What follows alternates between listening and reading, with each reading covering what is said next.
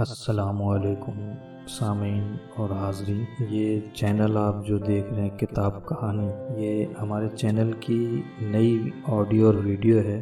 امید ہے آپ لوگوں کو یہ ہماری کاوش پسند آئے گی۔ اس چینل کا مقصد آپ کو اچھی کتابوں سے متعارف کرانا اور ان کتابوں میں جو اچھے واقعات ہیں ان سے آپ کو متعارف کرانا ہے۔ آج کا جو واقعہ ہے یہ ایک ہندو لڑکی کے مسلمان ہونے کا واقعہ ہے جو زیر نظر کتاب نسیم ہدایت کے جھونکے۔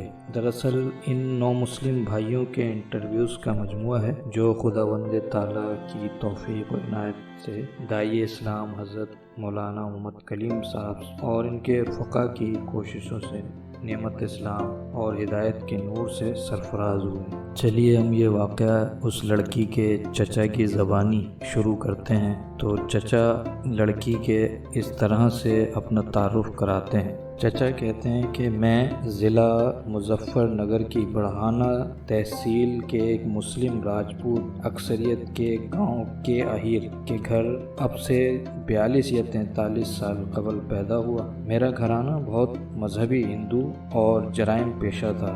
والد اور چچا ایک گروہ کے سرکردہ لوگ تھے۔ لوٹ مار، ظلم خاندانی طور پر گھٹی میں پڑا تھا۔ 1987 میں میرٹھ کے فسادات کے موقع پر اپنے باپ کے ساتھ رشتہ داروں کی مدد کے لیے میرٹھ رہا۔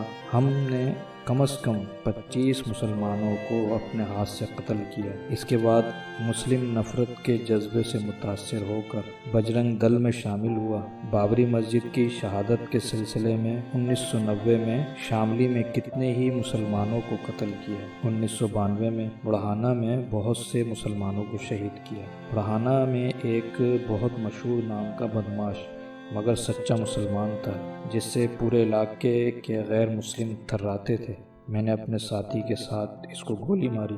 اس مسلم دشمنی میں مجھ درندے نے ایک ایسی ظالمانہ حرکت بھی کی کہ شاید ایسی بربریت، ظالمانہ حرکت آسمان کے نیچے اور زمین کے اوپر کسی نے نہ دیکھی ہوگی اور نہ سنی ہوگی اور نہ خیال کیا ہوگا۔ ہم 2 بھائی تھے۔ میرے ایک بڑے بھائی تھے۔ میرے بڑے بھائی کے 2 لڑکیاں اور 2 لڑکے تھے اور میرے کوئی اولاد نہ تھی۔ ان کی بڑی لڑکی کا نام ہیرا تھا۔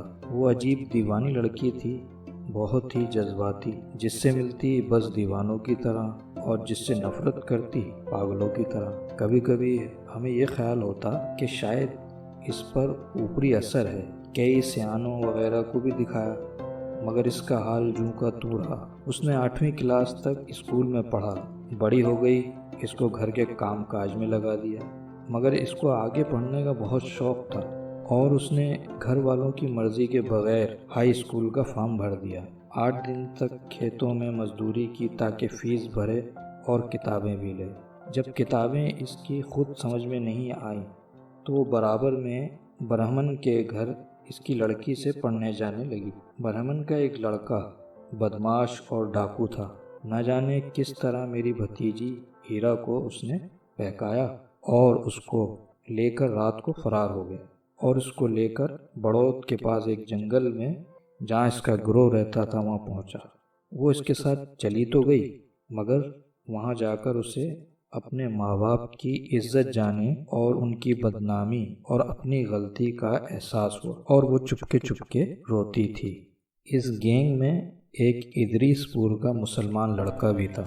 ایک روز اس نے اسے روتے ہوئے دیکھ لیا۔ اس نے رونے کی وجہ معلوم کی تو اس نے بتایا کہ میں کم عمری یعنی 15 یا 16 سال کی عمر اور کم سمجھی میں اس کے ساتھ آ تو گئی مگر مجھے اپنی عزت خطرے میں لگ رہی ہے اور میرے ماں باپ کی پریشانی مجھے بہت یاد آ رہی ہے۔ اس لڑکے کو ہیرا پر ترس آ گیا اور اس نے بتایا کہ میں مسلمان ہوں اور مسلمان اپنے وعدے کے سچے ہوتے ہیں۔ میں تجھے اپنی بہن بناتا ہوں۔ میں تیری عزت کی حفاظت کروں گا اور تجھے اس جنگل سے نکال کر صحیح سلامت تیرے گھر پہنچانے کی کوشش کروں گا۔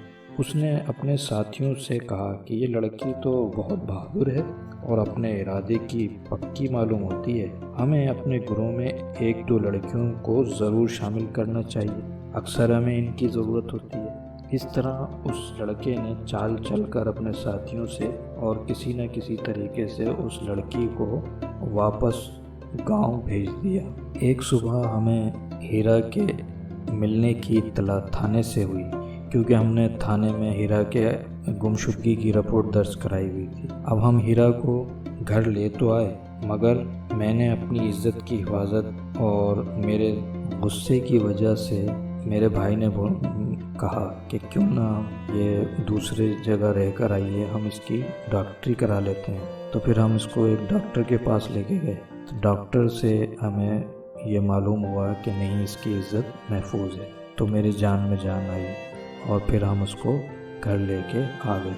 مگر وہ اب مسلمانوں کا بہت ذکر کرتی تھی اور بار بار ایک مسلمان لڑکے کی شرافت کی کہانی ہمیں سناتی تھی کہ کس طرح سے وہ لڑکا اس کو بچا کر گاؤں تک لے کر آیا اور اس نے پولیس تک پہنچایا، اور وہ اکثر مسلمانوں کے گھر جانے لگی۔ وہاں ایک لڑکی نے اس کو دوزخ کا کھٹکا اور جنت کی کنجی کتاب دے دی۔ مسلمانوں کی کتاب میں نے گھر میں دیکھی تو میں بہت غصے میں آ گیا، اس کو خوب مارا اور اس سے کہا کہ آئندہ میں ایسی کتابیں اپنے گھر میں نہ دیکھوں۔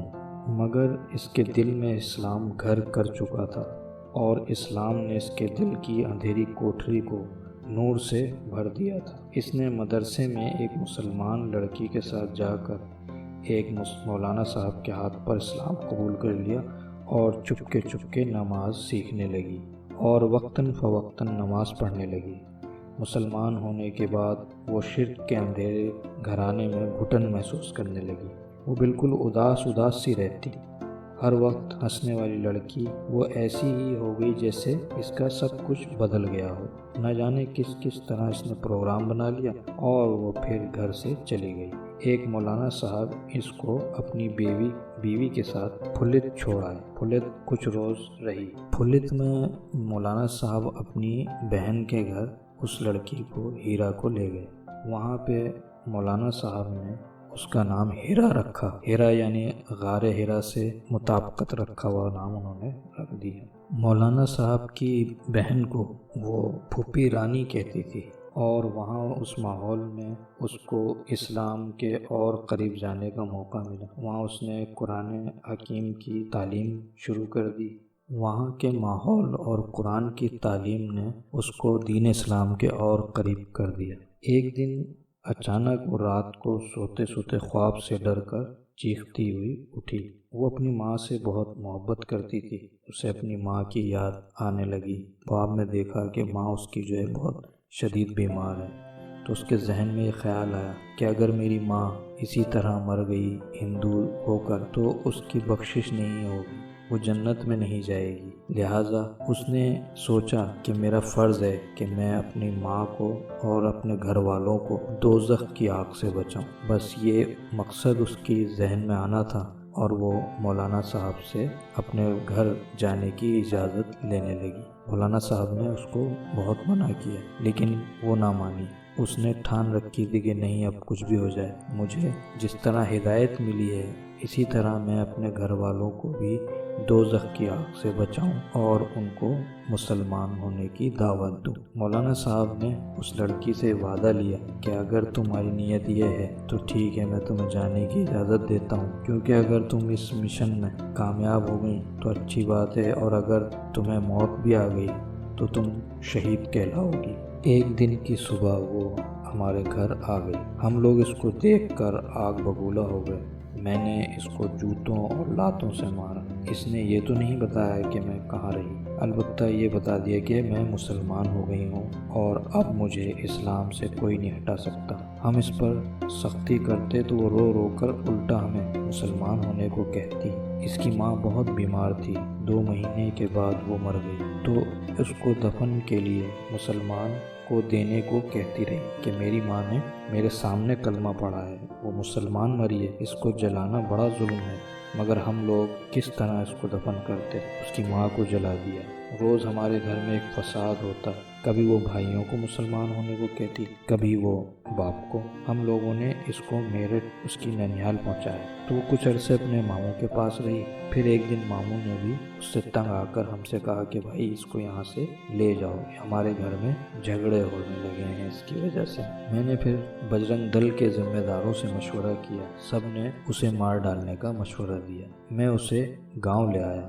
میں نے اپنے دوستوں کے مشورے پر عمل کرنا شروع کر دیا۔ ایک دن پہلے ندی کے کنارے ایک بڑا سا گڑھا کھود کر آ گیا اور اپنے بھائی کو اپنے پلان کے بارے میں بتا دیا۔ دوسرے دن ہم نے ہیرا کو کہا کہ چلو ہم تمہیں تمہارے ننیال چھوڑ کر آتے ہیں۔ میں اور بڑے بھائی دونوں اس کو گاؤں لے جانے کے بہانے لے کر چلے کہ چل تیری بوا کے یہاں جا رہے ہیں۔ اس کو شاید خواب میں معلوم ہو گیا تھا۔ وہ نہائی اور نئے کپڑے پہنے اور ہم سے کہا کہ چچا آخری نماز تو پڑھنے دو۔ جلدی سے نماز پڑھی اور خوشی خوشی دلہن سی بن کر ہمارے ساتھ چل دی۔ آبادی سے دور راستے سے الگ جانے کے باوجود اس نے ہم سے بالکل نہیں پوچھا کہ بوا کا گھر ادھر کہاں۔ ندی کے بالکل پاس جا کر اس نے ہنس کر اپنے باپ سے پوچھا، آپ مجھے بوا کے گھر لے جا رہے ہیں یا پیا کے گھر؟ ہم دونوں بھائی ندی کے کنارے اس گڑھے کے پاس پہنچے۔ ہم اس گڑھے کے پاس پہنچے جو ایک روز پہلے پروگرام کے تحت کھودا گیا تھا۔ میں نے اس پھول سی بچی کو اس گڑھے میں دھکا دیا کہ تو ہمیں نرک کی آگ سے کیا بچائے گی، لے خود مزہ چکھ نرک کا۔ گڑھے میں دھکا دے کر میں نے اس کے اوپر 5 لیٹر پیٹرول چھڑک دیا اور ماچس جلائی۔ میرے بڑے بھائی بس روتے ہوئے اس کو کھڑے دیکھتے رہے۔ جلی ہوئی ماچس کی تیلی اس پر لگی کہ آگ اس کے نئے کپڑوں میں بھڑک اٹھی۔ وہ گڑھے میں کھڑی ہوئی اور جلتی آگ میں ہاتھ آسمان کی طرف اٹھائے اور چیخ کر بولی، میرے اللہ آپ مجھے دیکھ رہے ہیں نا، میرے اللہ آپ مجھے دیکھ رہے ہیں نا، میرے اللہ آپ مجھے محبت کرتے ہیں نا، اپنی ہیرا سے بہت پیار کرتے ہیں نا، ہاں میرے اللہ آپ غار ہیرا سے بھی بہت محبت کرتے ہیں اور گڑھے میں جلتی اس ہیرا سے بھی بہت محبت کرتے ہیں نا۔ آپ کی محبت کے بعد مجھے کسی محبت کی ضرورت نہیں۔ اس کے بعد اس نے زور زور سے کہنا شروع کیا، پتا جی اسلام ضرور قبول کر لینا، چچا مسلمان ضرور ہو جانا، چچا مسلمان ضرور ہو جانا۔ اس پر مجھے بہت غصہ آ گیا اور میں اپنے بھائی کا ہاتھ پکڑ کر چلا آیا۔ بھائی صاحب مجھ سے کہتے رہے کہ ایک بار اور سمجھا کر دیکھ لیتے، مگر مجھے اس پر غصہ آ گیا۔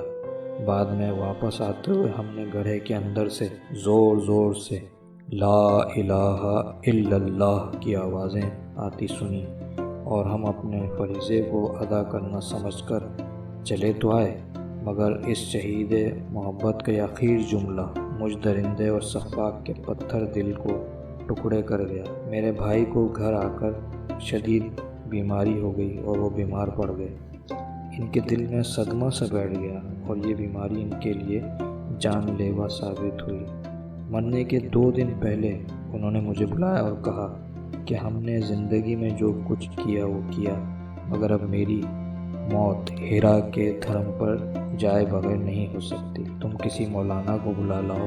میں بھائی صاحب کے حال کی وجہ سے ٹوٹ گیا تھا۔ ہمارے یہاں مسجد کے امام صاحب مل گئے، ان کو لے کر آیا۔ انہوں نے ان سے کلمہ پڑھانے کو کہا۔ بھائی صاحب نے کلمہ پڑھا تو مولوی صاحب نے ان کا نام اسلامی نام عبدالرحمن رکھا اور مجھ سے کہا کہ مجھے مسلمانوں کے طریقے پر ہی مٹی دینا۔ میرے لیے ان کی یہ خواہش پوری کرنا بہت مشکل تھا، تو میں اپنے گاؤں سے اپنے بھائی کے علاج کا بہانہ بنا کر انہیں دہلی لے آیا۔ دہلی آنے کے 2 دن بعد ہی ان کی موت ہو گئی۔ وہاں پر کچھ مسلمان لوگ تھے جن کو میں نے ان کی تدفین کے لیے کہا کہ بھئی یہ مسلمان ہو گئے، لہٰذا آپ ان کو یہاں پر تدفین کر دیں، اور میرے بھائی کا انتقال بڑی آسانی سے ہو گیا اور ان کی تدفین وہیں مسلمانوں کے طریقے سے ہی کی گئی۔ اسلام سے میری دشمنی کچھ تو کم ہو گئی تھی، مگر بھائی کے مسلمان ہونے کے مرنے کا بھی مجھے دکھ تھا۔ بھائی صاحب کے مسلمان مرنے سے مجھے یہ یقین آ گیا کہ میری بھابھی بھی ضرور مسلمان ہو گئی ہوگی۔ مجھے ایسا لگا کہ کسی مسلمان نے ہمارے گھر پر جادو کر دیا ہے اور وہ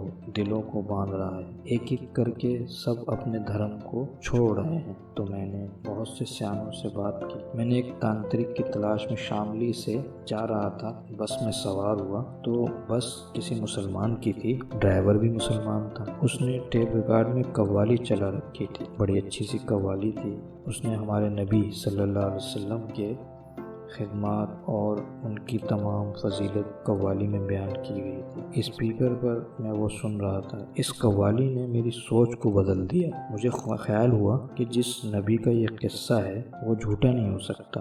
مجھے اسلام کے بارے میں کچھ پڑھنا چاہیے۔ اس کے بعد شاملی بس میں بیٹھ گیا۔ اس میں بھی ٹیپ بج رہا تھا۔ پاکستان کے مولانا قاری حنیف صاحب کی تقریر تھی، مرنے اور مرنے کے بعد کے حالات پر ان کی تقریر تھی۔ بس یہ تقریر ختم ہوئی۔ اس تقریر نے اسلام سے میرے فاصلے کو بہت کم کر دیا۔ میں بس سے اترا لیکن میں اسلام کے بہت قریب پہنچ چکا تھا۔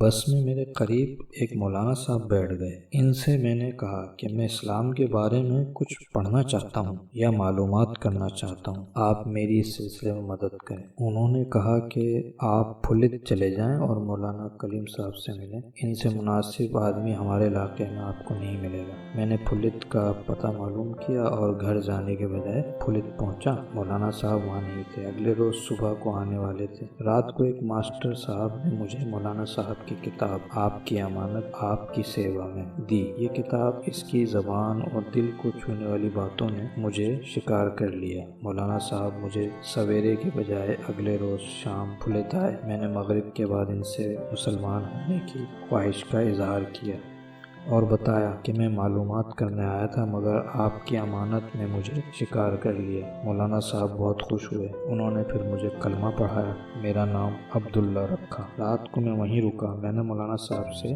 1 گھنٹے کا وقت مانگا اور اپنے ظلم اور بربریت کی کہانی سنائی اور ان کے سامنے خوب رویا اور اپنی بھتیجی ہیرا کی پوری کہانی سنائی اور دیر تک ان کے سامنے روتا رہا۔ وہ بھی میرے ساتھ روتے رہے۔ پھر انہوں نے مجھے تسلی دی کہ اسلام پچھلے سارے گناہوں کو معاف کر دیتا ہے، مگر میرے دل کو اس کا اطمینان نہ ہوا۔ اس درجے سفاکی اور بربریت کو کس طرح معاف کیا جا سکتا ہے؟ مولانا صاحب نے مجھ سے کہا، اسلام سے پچھلے سارے گناہ معاف ہو جاتے ہیں، اپنے دل میں اطمینان رکھو۔ تم نے اتنے مسلمانوں کو قتل کیا ہے، اب کچھ مسلمانوں کی جان بچانے کی کوشش کرو۔ لہٰذا میں نے اپنی زندگی کا مقصد یہی بنا لیا اور گجرات میں دنگے ہوئے تو میں نے اس موقع کو غنیمت جانا۔ میرے اوپر اللہ کا کرم ہوا اور اس کرم سے میں نے خوب فائدہ اٹھایا۔ میں نے وہاں پر ہندو بن کر بہت سے مسلمانوں کو محفوظ جگہ پر پہنچایا۔ آپ نے سنا ہوگا کہ بھاؤ نگر میں ایک مدرسے میں 400 بچوں کو مدرسے کے اندر جلانے کا پروگرام تھا۔ میں نے وہاں تھانہ انچارج کو اطلاع دی، ان کو تیار کیا۔ بھیڑ کے آنے سے 10 منٹ پہلے پیچھے کی دیوار میں نے خود اپنے ہاتھوں سے توڑی اور اللہ نے 400 معصوموں کی جان بچانے کا مجھے ذریعہ بنایا۔ میں 3 مہینے تک گجرات جا کر پڑ گیا، پھر بھی مجھے میرے ظلم اتنے زیادہ ہیں کہ میں یہ سب کچھ اس کے برابر نہیں ہو سکتے۔ بس اب میری یہی دعا ہے کہ اللہ تعالیٰ مجھ سے کوئی ایسا کام ضرور کرا دے جس سے میرا دل مطمئن ہو جائے کہ میرے مظالم کی تلافی ہو جائے۔ واقعی قرآن کے اس فرمان میں مجھ جیسے لا علاج مریض کے لیے بڑا علاج ہے کہ اچھائیاں برائیوں کو ظاہر کر دیتی ہے۔ اس لیے گجرات فسادات میں کچھ معصوم مسلمانوں کی مدد اور جان بچانے کی کوشش سے میرے دل کو بڑی تسلی ہوتی ہے۔